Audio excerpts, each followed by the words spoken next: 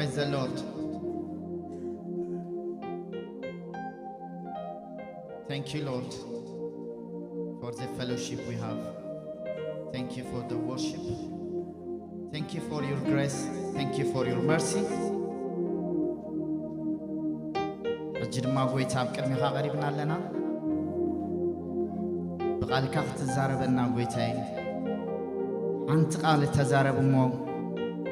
وديك حويو تباهي لستتعف قويتين لومي أنت قال تزاربنا مو وشتنا كحدث وشتنا خفوس معدا نزل اليوم معدا متسننا نزل اليوم متسننا مبرتع نزل اليوم مبرتع كخون لنا بيسوس كريستوس سمزي زي نعخان هب آمين.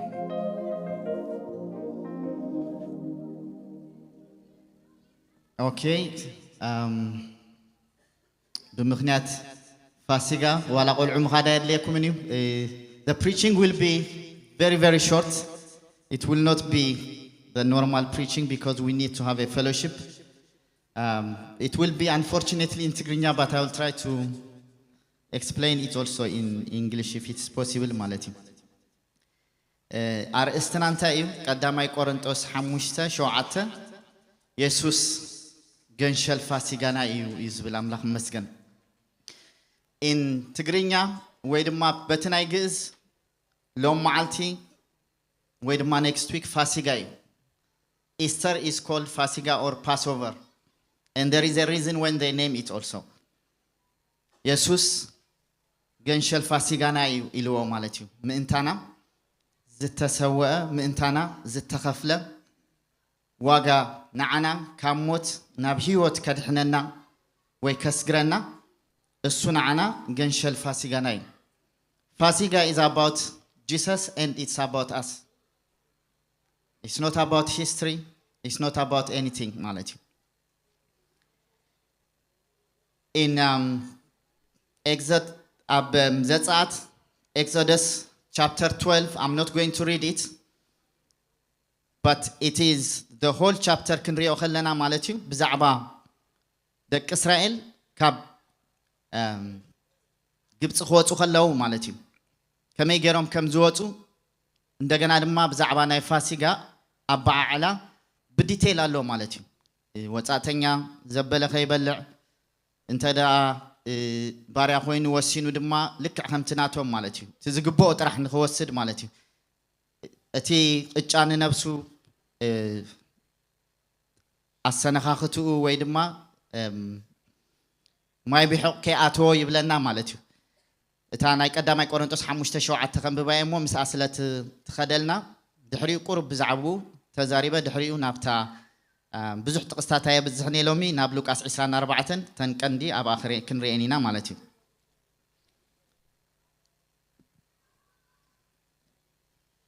ሓራይ ናብ ቀዳማይ ቆሮንቶስ 5:7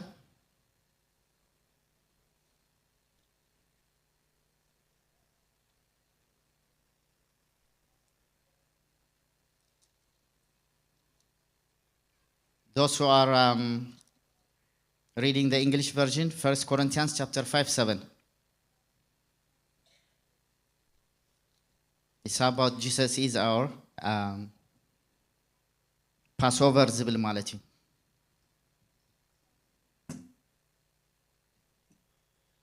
Okay. ገንሸል ፋሲጋና ማለት ክርስቶስ ተሰዊ እሞ ከምቲ ዘይ ምጹጻት ዝኾንኩም ሓድሽ ብሕቕ ምእንቲ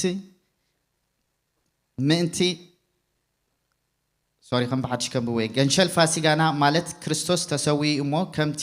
ዘይ ምጹጻት ዝኾንኩም ሓድሽ ብሕቕ ምእንቲ ክትኮኑ ነቲ ኣረጊት ማይ ብሕቕ ኣጽሪኹም ኣውጽዎ ስለዚ ብናይ ገርህነት ሓቅን ብዘይ መጸጸ እንጀራ በዓል ነብዕል እምበር በቲ ኣረጊት ማይ ብሕቕ ወይ ብማይ ብሕቕ እከይን ሕሰምን አይኮነን ኢሉ ማለት እዩ then it talks ድሕሪኡን ማለት እዩ it's about being renewed ማለት እዩ በኻላ አዘራርባ ማለት እዩ because in the old እንታይ አይገብሩን እዮም ነይሮም ማለት እዩ እቲ ማይ ብሕቕ ዝኣቶ አይብላዕን እዩ በዓል ቅጫ ወይ ምስቲ ናይ ፋሲጋ ዝኸይድ ማለት እዩ and they have to put ክስውኡ ነይርዎም ድማ ማለት እዩ ገንሸል ነፍስ ወከፍ ፋሚሊ አብልዳቱ ድማ ደም ናይቲ ገንሸል ይገብርሞ ድሕሪኡ መልአኽ ሞት ድማ እንታይ ይገብር ማለት እዩ ይሓልፎ ማለት እዩ ነቶም ግብፃውያን ሽዑ ይሃርም ማለት እዩ ካብ ሞት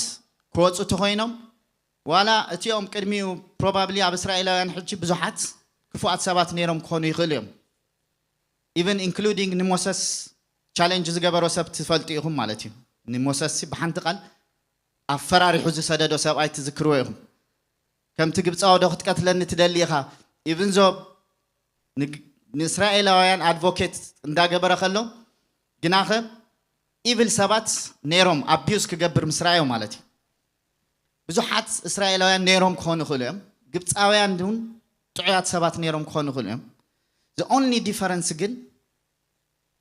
እቶም ሓደ ዘይተተንከፍሉ እቶም ሓደ ዝተተንከፍሉ ምክንያት እንተነበረ እንታይ the only difference ገንሸል ደም ኣብ ልዳቶም ገይሮም ስለ ዝነበሩ እዮም ማለት እዩ እቲ ደም ገንሸል ዘለዎ ድማ እቲ መልአኽ ሞት ይሓልፍ ነበረ ይብለና ማለት እዩ እዚ ብዛዕባ ኢየሱስ ክርስቶስ እዩ ኣብ ዳሓር ወይ ድማ ትንቢት እዩ ሓድሽ ግደን ናይ ብሉይ ኪዳን እንታይ እዩ ዝብለና ጽላሎት እዩ ዝብለና ማለት እዩ ኢየሱስ ክርስቶስ ምእንታና ከም ዝስዋዕ ምእንታና ድማ ካብ ሞት ናብ ህይወት ካብ ግብፂ ናብ ኢየሩሳሌም ወይ ድማ ካብዛ ዓለም ናብታ ሰማያዊት ዓለም ከም ዝወስደና ንምርኣይ ዝተገብረ እዩ ማለት እዩ ዛትስ ዋይ ኣብ ሓድሽ ኪዳን ንኢየሱስ ክርስቶስ እንታይ ኢልዎ ማለት እዩ ገንሸል ፋሲጋና ወይ ድማ ዮሐንስ መጥቆን ክዛረብ ከሎ እንሆ ገንሸል ኣምላኽ ኢልዎ ማለት እዩ ምእንታና ክመውትን ክትንስእን ማለት እዩ ስለዚ እቲ ትንሳኤ እውን ንዓና እዩ ቀዳማይ ቆሎሴ 3 ካብ 1 እስካብ 4 مسأت خيط تقسخن ببالكم يمو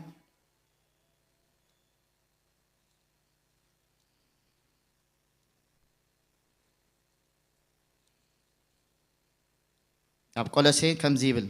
3 1 to 4 دقيم مس كريستوس تنسيخو من تخوم كسمسي نتي كريستوس أب يمان أملاخ تقميت وزلو اتي أبلع لزلو دليو ميتكم إخمو اتا هيوتكم دما مس كريستوس أب أملاخ تسوير اللامو أب لعلي زلو حسابو أمدر زلو أيكونن كريستوس هيوتنا مزقلت شعو نسخاتكم مسؤو بخبري كتقلتو إخوم إلو مالتي دقيم مس كريستوس انتا يجيركم تنسيخم انتخونكم نتي كريستوس أب يمان أملاخ تقميتو زلو نتي أب لعلي زلو دليو ميتكم إخمو اتا هيوتكم دما مس كريستوس أب أملاك تسوير اللامو أب لعلي زلو حسابو أمدر زلو أيكونن كريستوس هيوتنا مزقلت شعو نسخاتكم مس بخبرخ تقلت يخم مس كريستوس انتا يجيركم انتخونكم تنسيخم He's not questioning them whether they have resurrected or not already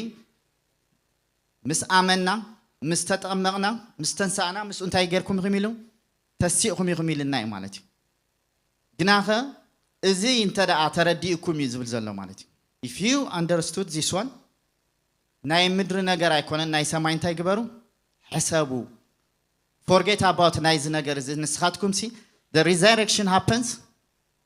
for you because Christ resurrected and we have resurrected with him amen كريستوس سلستنسى نفس وكفنا انتاي فاسيغا خمص خلو وي resurrection كنحسب كلنا we should understand our resurrection مالتي እቲ ህይወትኩም ምዝግለጽ ኢሉ ማለት እዩ ክርስቶስ ህይወትና ምዝግለጽ ሽዑ ንስኻትኩም ምስኡ ብኽብሪ ክትግለጹ ኢኹም ኣብ ኣምላኽ እንታይ ገይራ ኢላ ተሰዊራ our life is with him when he manifests we will be also manifested Don't think about this in a hijzelo na flesh na khasbu yabilkum min malati. Entay da eta mis Christos zella hiyotna because we are alive. Kab hiyot nab hiyot yisagru yizbil malati qal amlakh.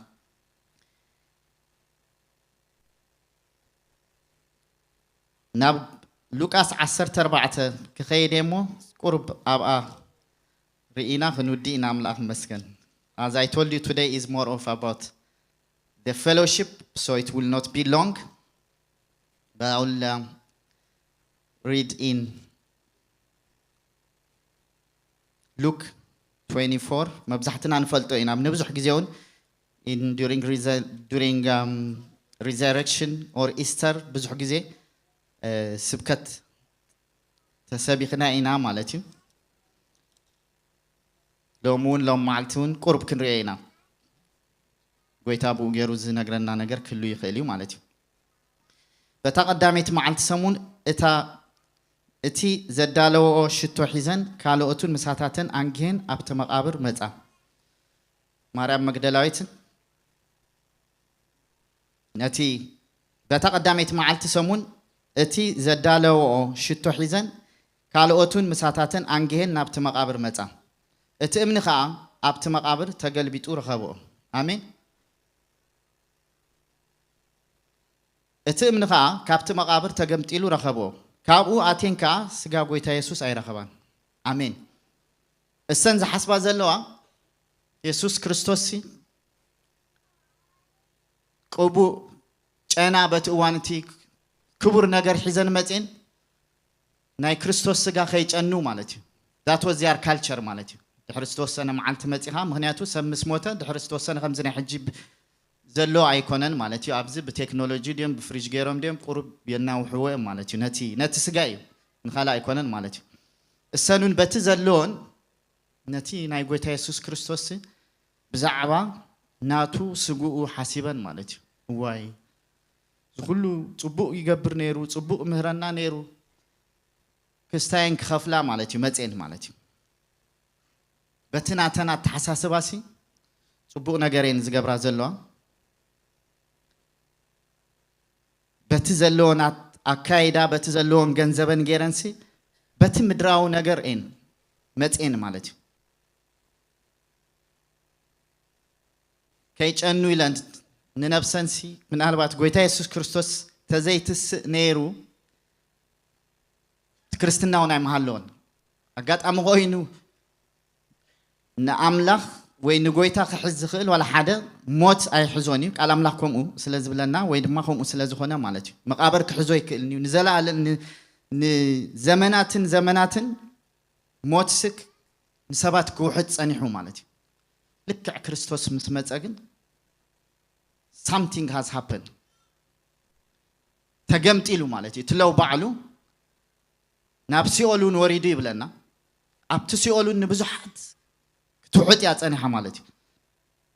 ሰይጣኑን ክገዝእ ጸኒሑ ማለት እዩ ክርስቶስ ልክዕ ምስ ወረደ ግን something happened ማለት እዩ ንዘመናት ክውሕጠና ዝጸንሐ ንዘመናት ክኸይድ ዝጸንሐ they didn't understand ንዕኡ ጥራሕ ከይኮነስ ንዕን ከም ዘተንሰንስ they didn't understand ማለት እዩ ስለዚህ ሰንበት ዝርደአን ጥራሕ ክቐብአን መጽን ድሕሪኡ ግን እቲ something ኢሎም መንቶም ከም ትፈልጥዎ ማለት እዩ ክልተ ኮነ ድማ ብዛዕባ እዚ ክግረማ ከለዋ ኢሉ they were confused ከም ተሲኢለን አይኮነን ገና ተገሪመንት they were confused ኖ ብርቅርቅ ዝብል ክዳውንቲ ተኸኑ ክልተ ሰብአይ ኣብ ቅድሚኤን ደው በሉ ኢሉ